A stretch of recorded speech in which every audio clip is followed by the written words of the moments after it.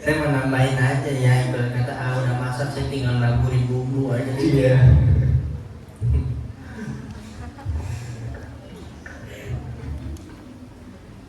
Izin ayah.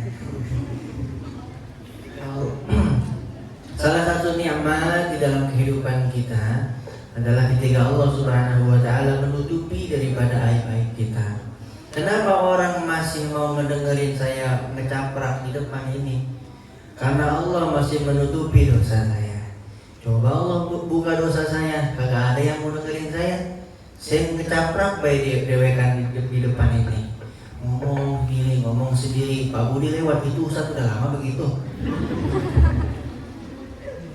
Ya, makanya nikmat di dalam kehidupan kita adalah ketika Allah menutupi aib kita. Dan ketika sudah Allah tutup, udah tutup. Jangan dibuka lagi. Karena salah satu orang yang dibenci sama Allah, dibenci Rasulullah adalah dia yang bangga mengumbar aibnya. Syafaati ahli kabairi min ummati, kata Rasulullah. Syafaatku akan aku berikan kepada mereka yang melakukan dosa-dosa besar, kata Rasulullah. Ini sebuah keutamaan al-aulawi. Mereka yang melakukan dosa besar berhak mendapatkan syafaat Rasulullah. Bagaimana dengan kita? Mungkin ya pendosa aja kita sama, cuman beda dosa kita sama dia gitu doang. Nah, mereka yang dosanya besar mendapatkan syafaat dari Rasulullah. Lalu bagaimana kita yang melakukan dosa dan itu terus berusaha untuk balik lagi pada Allah? Pasti kita lebih berhak juga mendapatkan syafaat. Tapi ada orang yang nggak mau dikasih syafaat sama Rasulullah, nggak mau diampuni sama Allah. Allah benci siapa? Mereka al-mujahirun, bukan muhajirin ya. Orang hijrah ini al-mujahirun, orang yang bangga sama dosanya. Apalagi zaman podcast zaman sekarang, nggak nyebutin aib kagak afdol. Ih, gua mau bilang pranok ke SMP, gua SD tuh. Kalau nggak makin parah tuh nggak viral kata dia. Itu tuh orang gitu tuh, apalagi ditonton alhamdulillah jutaan, masya Allah, dibenci sama Allah, dibenci sama Rasulullah. Udah tutup rapat-rapat dosa kita, aib kita, tutupinnya. Tatap masa depan kita. Lalu bagaimana? Apakah masih berhak mendapatkan laki-laki yang soleh? Masih banget. Masih banget. Seburuk apapun seseorang di masa lalu, dia berhak mendapatkan seseorang yang mulia nanti di masa depannya. Selagi dia serius dalam memperbaiki diri. Kan pernah juga saya sampaikan kisah seorang wanita mantan. Dia dulunya kerjanya ini. Apa kalau di kerokan? Apa keroke? Kerokan masuk angin. LC. LC tulisannya gimana? L sama C. Mulut siapa? Mohon maaf ya. Ini bukan gelar ini LC-nya. LC. Tuh, suka menghibur, wanita menghibur gitu. Kalau saya kan lelaki panggilan ya. Panggilan maksud ceramah sana sini gitu kan. Menghibur gitu deh, mohon maaf. Udah jangan ketawa mulu, saya nggak tega. Ini kerjaannya setiap hari menghibur orang sana sini. Dia udah berzina katanya mau udah nggak kehitung kali, udah lupa berapa kali. Tapi timbul satu cahaya di dalam hatinya ingin taubat. Begitu dia udah taubat, udah tuh nggak berangkat lagi ke karaoke tadi, nggak berangkat lagi ke panti tadi tuh. Tapi suatu saat ada seseorang yang menjebak dia, dia. Terjadilah satu kali perzinahan lagi yang terulang. Makanya hati-hati berteman sama siapapun, hati. Saya pernah lihat tak miris di kolom komentar di Instagram, kalau nggak salah di reel. Ada kali saya simpen, mau saya buka apa ini? Ramahannya. Intinya apa? Di komentarnya itu ada laki-laki yang saling berbalas komentar, diiyain pula sama perempuan. Apa kata dia? Jodoh itu bukan dicari tapi dijebak. Nauzubillah. Makanya hati-hati neng, ya jangan mau dijebak, apalagi pakai lem tikus, lem gajah, jangan mau. Hati-hati dalam berkawan. Terjadilah satu perzinahan tadi, nangis si wanita tadi. Yang lebih bikin hatinya hancur apa? Dari perzinahan tadi lahirlah ada DP dalam perutnya. Iya ada DP, paham DP neng? Iya ada kecebong kecil gitu. ada calon anaknya di situ. Sedih dia, ya Allah saya mau hijrah tapi kenapa begini lagi. Tapi tetap dia tuh terus berusaha buat berubah, ngaji ya ke gurunya, terus berusaha dan timbul dalam hatinya, bisa nggak saya mendapatkan jodoh yang baik, bahkan yang di luar daripada ekspektasi saya. Tapi dia tetap minta sama Allah yang soleh, yang agamanya bagus tuh. Begitu nih. Salah satu adab doa, bang minta yang paling bagus. Bahkan Rasulullah ajarin, fa idza sa'altal jannah fas'alil jannatal firdausil a'la. Kalau kalian minta surga, kata Rasulullah, maka mintalah surga yang paling tinggi, yaitu surga Firdaus. Ustaz, tapi kan amal saya begini, Allah nggak mandang amal. Yang penting kita minta surga yang tertinggi. Jodoh juga gitu. Jangan lagi tuh kita punya prinsip menerima apa adanya, jangan. Kenapa? Prinsip menerima apa adanya itu membuat diri kita tidak menjadi jiwa pembelajar. Pasang target tinggi-tinggi sehingga kita termotivasi untuk terus belajar. Belajar sampai kapan Ustaz? Sampai mati. Kalau besok mati ya udah kelar belajarnya. Terus jodoh saya gimana Ustaz? Ntar di surga. Ya, di surga bang ya. Itu mau jadinya bisa ya? Boleh kali katanya. Boleh kali. Mau masuk surga bang? Pengen ya? Kalau masuk surga mau kapan? Ya mau meninggal sekarang kan surganya belum dibuka bang. Iya, mau meninggal sekarang surganya belum dibuka, masih digembok. Nego masih ngantri kita. Tenang bang, kita berasal dari surga. Nabi Adam dari surga. Jadi semua kita keturunan Nabi. Tenang aja, cuma nggak tahu di atas kita Abu Lahab, Qurun, nggak tahu kita. Tapi intinya kita keturunan Nabi Muhammad, asal kita di surga, balik lagi nanti ke surga.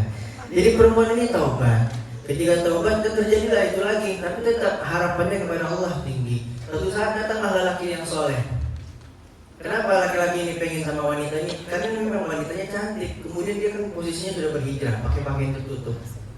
Ketika laki-laki tadi melamar, diterima lamaran sama wanita tadi. Lanjutin dulu. Tapi aja jangan sampai lupa lagi ya. Sebelum nasihatin guru, maaf lah.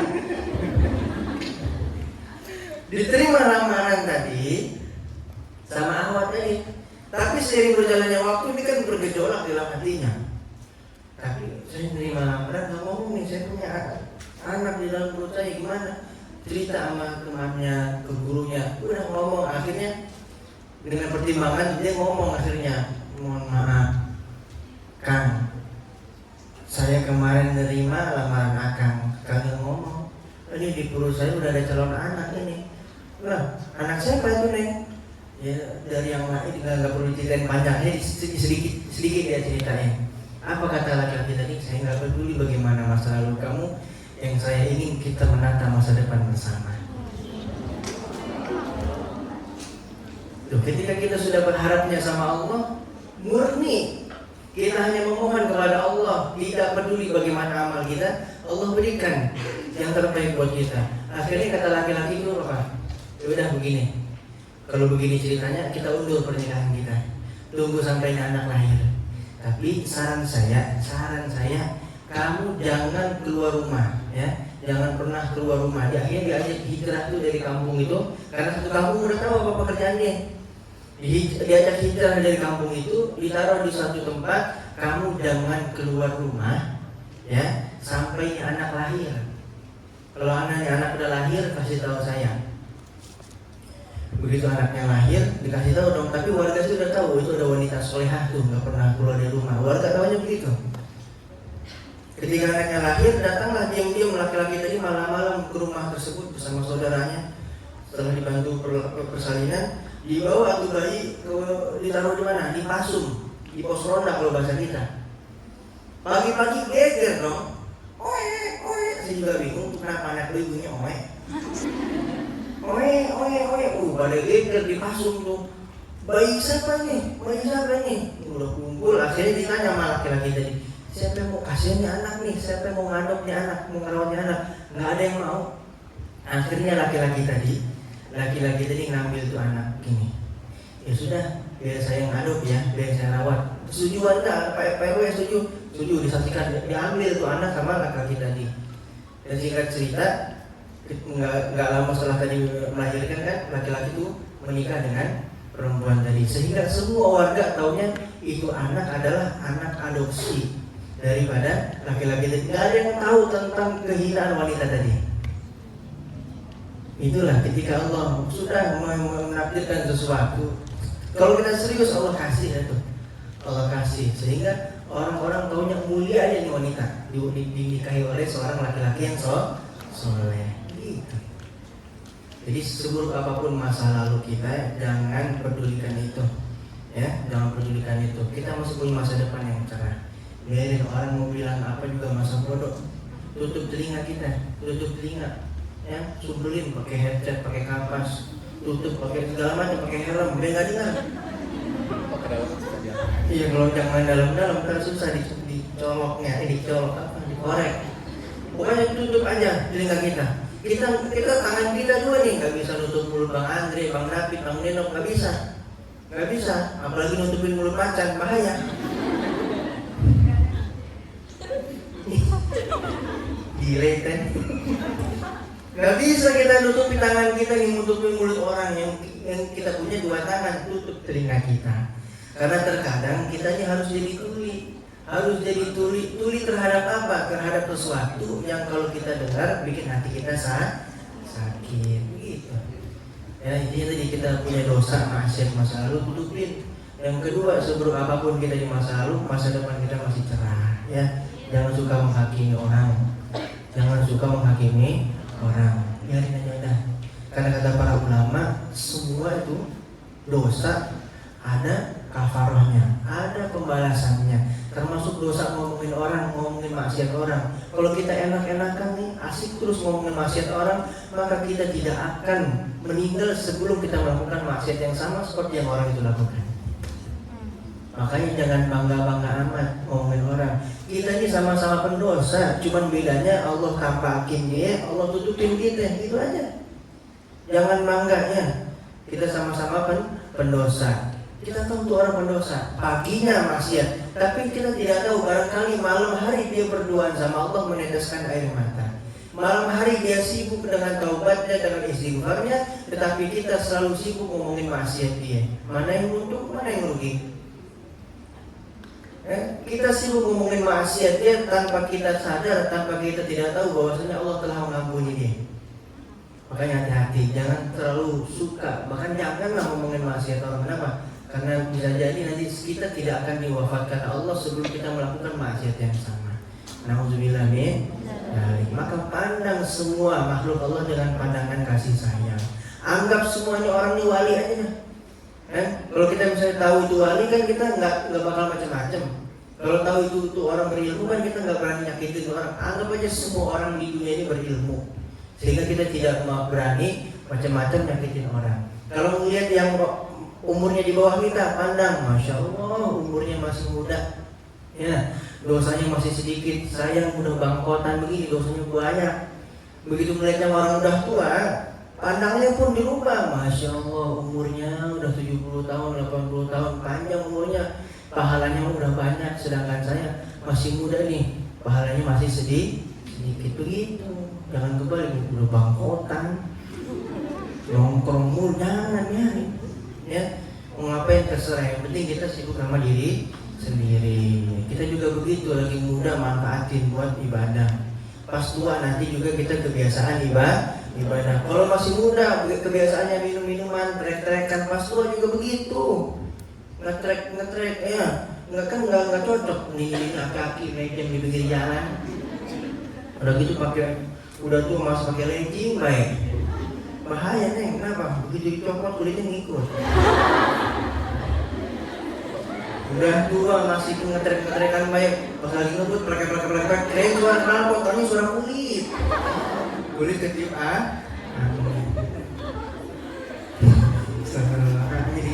jadi sakit perut lagi. Ya, yang intinya begitu, saling mendoakan ya. Kita semua sama-sama pelaku dosa. Hanya bedanya yang lain Allah buka, kita Allah tutupin. Saya ini duduk di depan ini kan casingnya itu orang baik.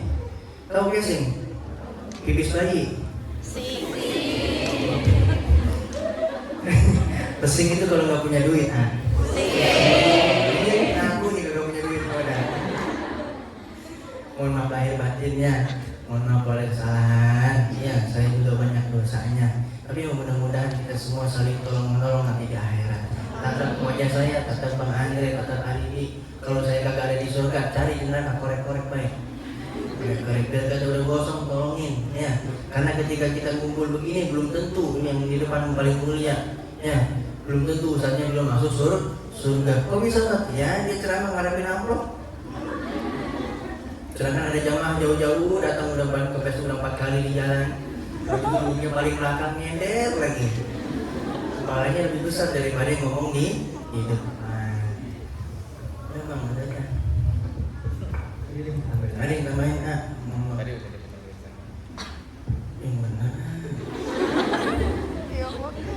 So, apa sayang? Ada yang mau diomongin? Jangan di sini di rumah. Ada yang jatuh kan? Yang jatuh. Apa itu? Cinta. Iya.